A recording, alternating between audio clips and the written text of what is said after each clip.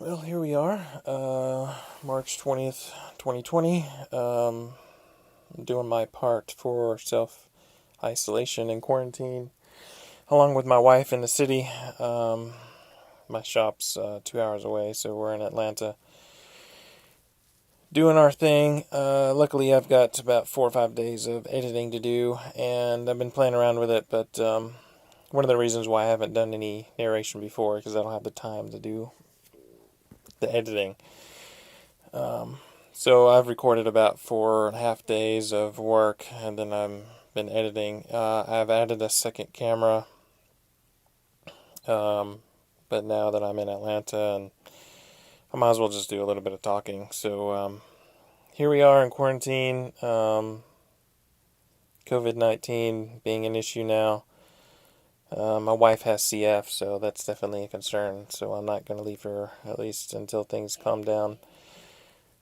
You may hear her cough, but that's normal. Yeah, so I'm going to split some of these into multiple videos because I've added a second camera. So I've got a camera on the inside, and I had some earlier edits where I'm switching between views, and I'm not a master video editor, so I'm just going to talk about one angle and then do another talk on the other angle. Since I didn't talk about the driver's side, I may cover some of that on the right side, on the passenger side, or right side for you UK folks. Yeah, so right now I'm actually just finishing up the left side of the car. I ran conduit in the rocker panel, so I didn't like the wiring in the floorboards underneath the carpet and the mats, especially for the US cars, because the driver's always walking and standing all over the wiring harness, and I've never liked that. So I've ran conduits inside the rocker panels. I wish I put Dynamat on the inside, because that was something I thought about later. But anyway, so we're finishing up the left side, and then I'll talk about my thoughts and ideas later on. But yeah, so this is probably day 5, 6. This is day 5. My goal is to actually do all the metal work and try to get as much of the chassis and body work done, including paint, in 30 days of work. And I've got about 99, 98% of all the work that I'm doing on camera. There's a few things that aren't on camera, obviously. Some of the cleaning, some of the spot welding. My spot welder can only do about a dozen spot welds before I gotta let it cool down. So some of the spot welds are off camera. Some of the painting and drying of the paint is off camera. That's not real work. This is basically waiting. And I'm not turning on the camera for every 30 seconds of footage. Yeah, so my goal is to get this done really quick between my customers' cars. I've been collecting all these panels for a few years. So again, I want to get as much done as I can in 30 days of work, and I'm around day 10 right now, getting through all this footage. But yeah, obviously I love Project Binky, but they've taken a bit longer than that. So obviously, I'm sure they've got other things in the works, as well as their family. And they're doing a lot of editing. I mean, they've got camera angles, they've got narration and editing and footage, and I can't do that. I mean, I can, but then again, I'm not running a YouTube channel. I'm basically doing this because this is my personal car. I'd like to actually just document what I'm doing, just to have it on camera, footage, metal-wise. I've never intended to narrate or talk about why or what I'm doing or how I'm doing it. Again, this is just literally is time lapse. Like, there's no audio on any of this footage. So this footage is one frame every half second. So in the long term, you could probably calculate the entire amount of time that I do all the work on my car. Um, Obviously, you're going to have to remove some of the second angles now that I've added a second camera, which is the day after this, I think I get it. And you actually see that in the footage. I have two cameras. I have one on the inside now, so you don't see the back side the entire time that I'm working.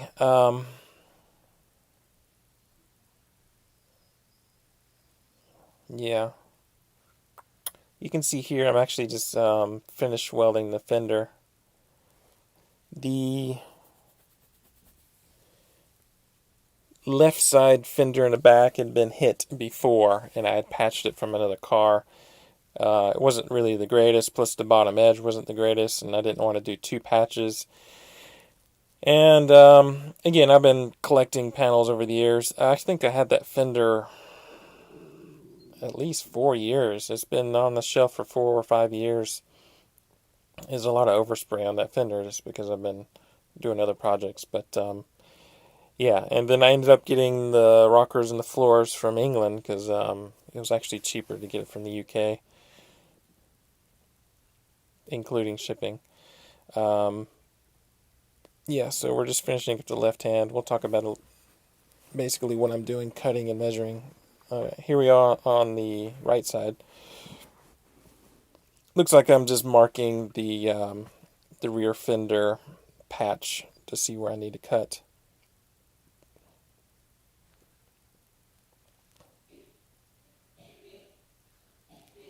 So yeah, this is my first original car. I bought this in just out of high school. Family tradition, disease, whatever you want to call it. My brother and my dad and both brothers all had TRs. They dumped or donated a Mark II to me in high school. We never actually got that one running and driving. We had some little issues. That was the first real Spitfire, and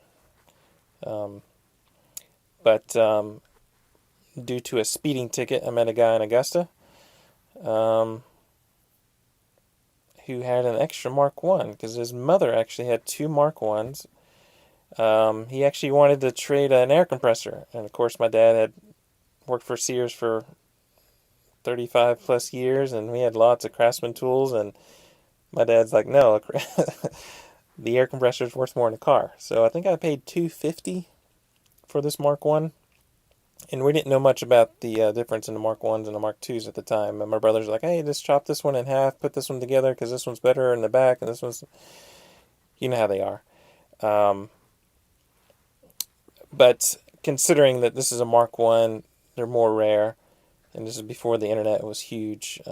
This is back in 99, no, 90, 98. I must have got it in 98. But because I had played with that Mark II, it ended up just being a parts car. Ended up just working on this. This is about the fourth restoration on the car. It's had many issues. But I've always been driving it. Ended up driving it in end of 98, 99. That was pretty much my daily driver for many years. Driving it to college with no soft top, because I remember ordering a soft top from a VTR convention from the Roadster Factory. I ordered it in October, a Rimmer's soft top from the Roadster Factory in October, and I did not get it till July. So I went the entire winter without a top.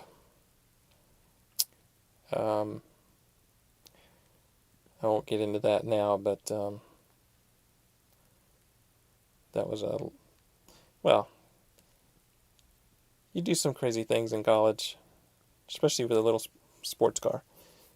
I didn't really complain, besides it was raining. It sucked in the rain. I had a tonneau cover, so that was fine. I got that. I was covered. Anyway, I'm bracing up the body because I'm cutting the whole floor and rockers out. So there's an issue with the doors. The many of the Spitfire doors have a twist where you can't get the four corners to line up gap-wise. My driver's side was in really good shape. I've seen this on many other cars, including my GT6 and other customers' cars. Um, my passenger door, the gaps would line up perfect except for the back bottom gap. I can almost run my fingers in between it. It had so much of a twist. But I wasn't quite sure if that was the body or the doors. It's hard to measure the body tub. There's not really too many reference points. I think I ended up measuring off the seat belt points, and they were pretty spot on. Door wise, I ended up trying 3 different doors. I even cut one door skin off just to have a look. I haven't decided to reskin these or not, but I'm switching between doors about. I need to know. I need the reference. I need to know where to put the new sills and rockers, because if the body's out, then I need to put the new sills to the doors. So yes, I switched around doors. I've got new hinges. I'll talk about the one reason why I'm changing the passenger door later when I'm working on a check strap. But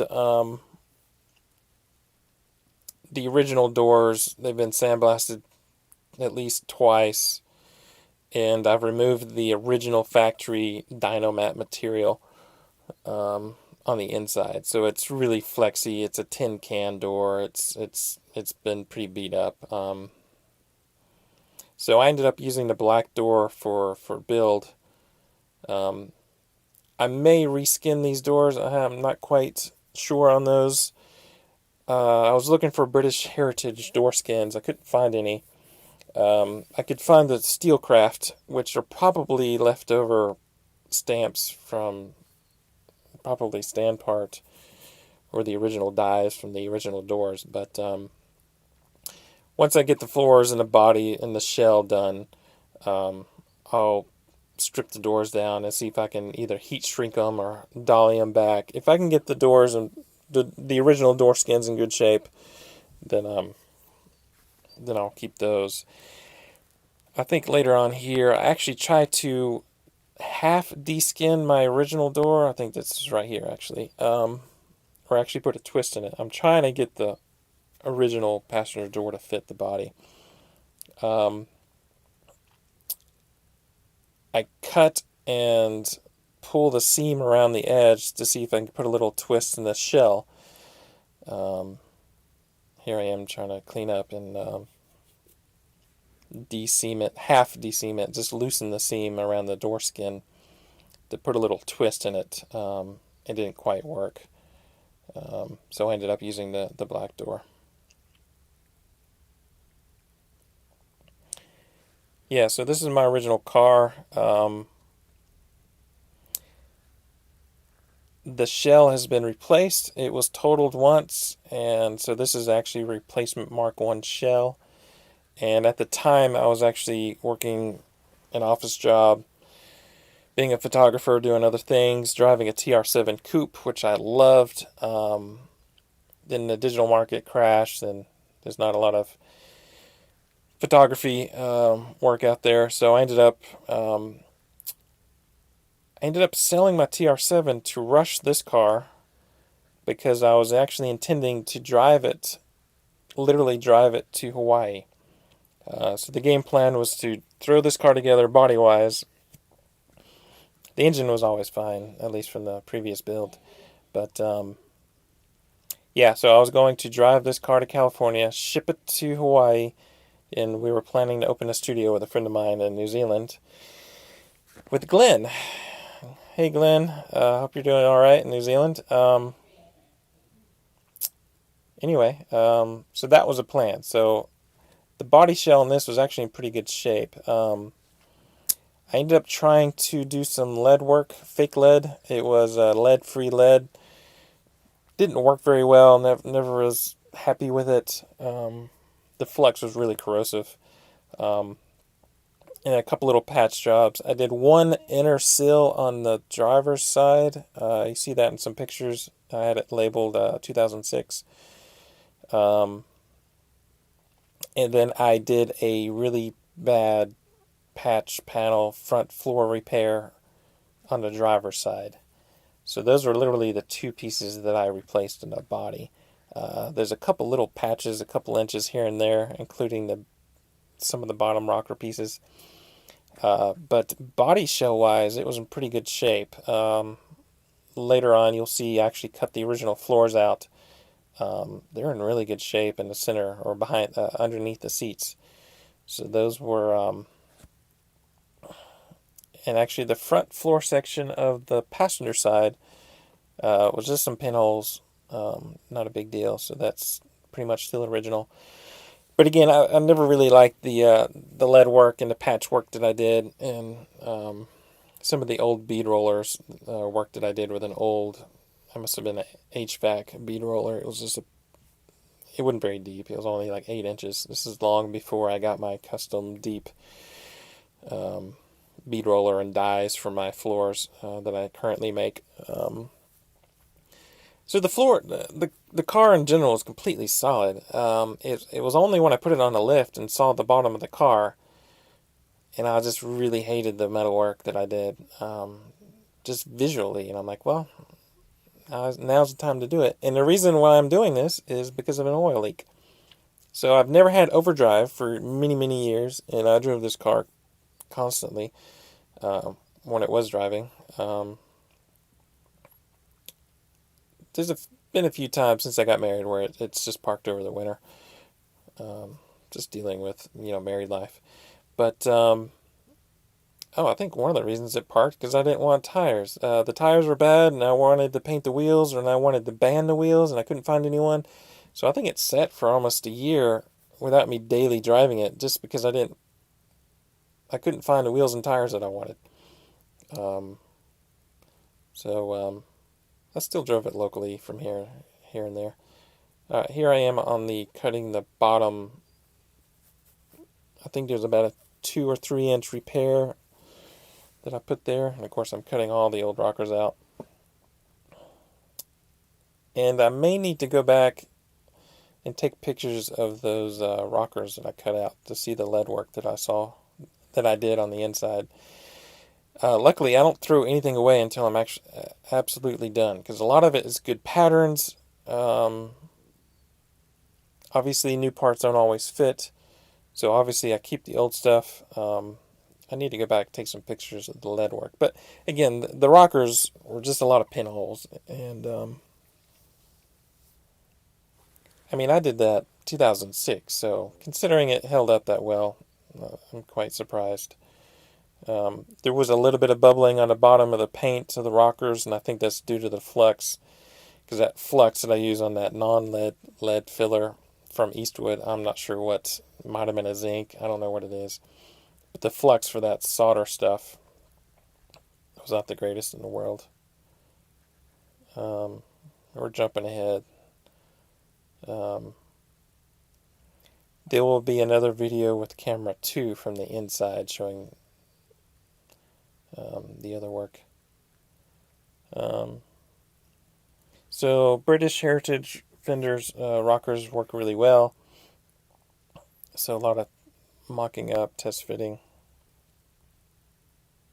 I'll talk about that later. I'm patching some of this area here. I ended up doing this section completely twice.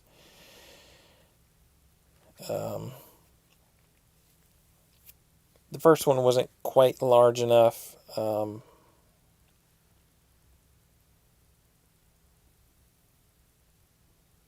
Yeah, this is the shorter piece. But I do use it because the original piece was still there.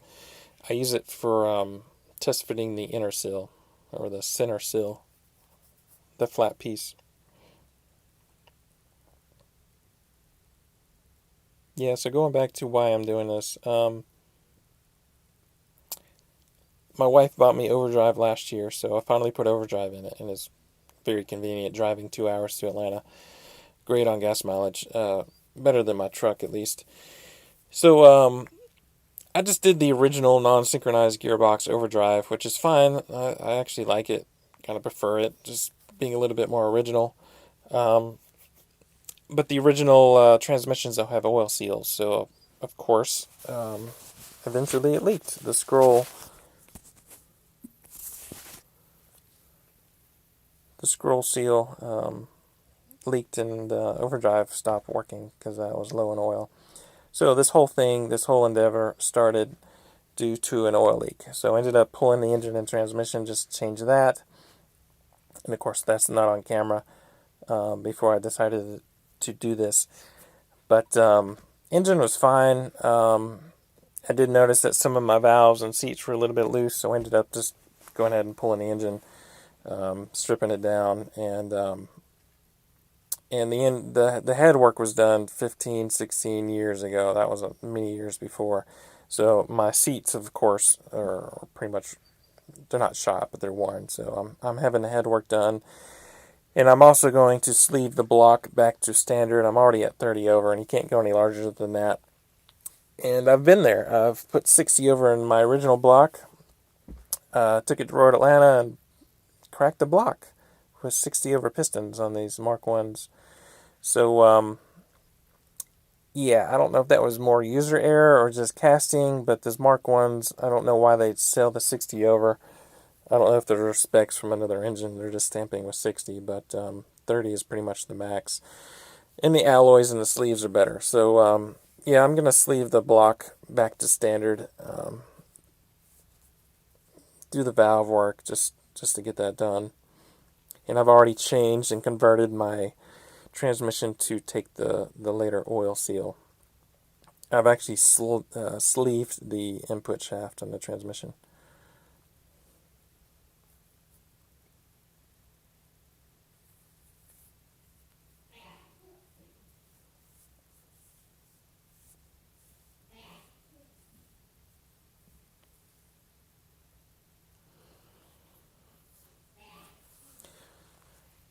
Alright, so I'm basically, let's see here, I think I'm redoing the bottom end for the second time, the bottom front section.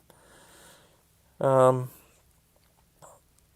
there was an issue with the suppliers for the flat inner seal. I'm going to call that the outer seal. And then, so I'm going to call the inner seal by the seat, the outer seal for the center flat one, and then a rocker. So the outer seal, I've ordered both left and right a few times, and they were all ended up left. Apparently they were all stamped and labeled wrong.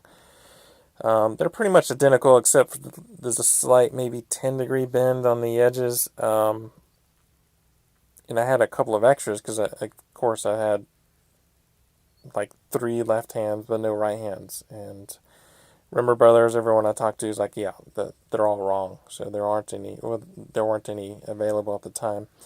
I mean, they're only like $20. I could have just made one, but I ended up just using some of the spare left outer seals and just putting them in my brake and bending it back the other way. So I have a couple extra outer seals.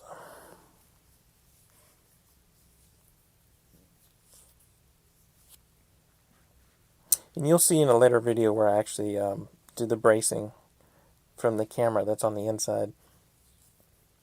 And my adjusters, I actually have adjusters to go in and out.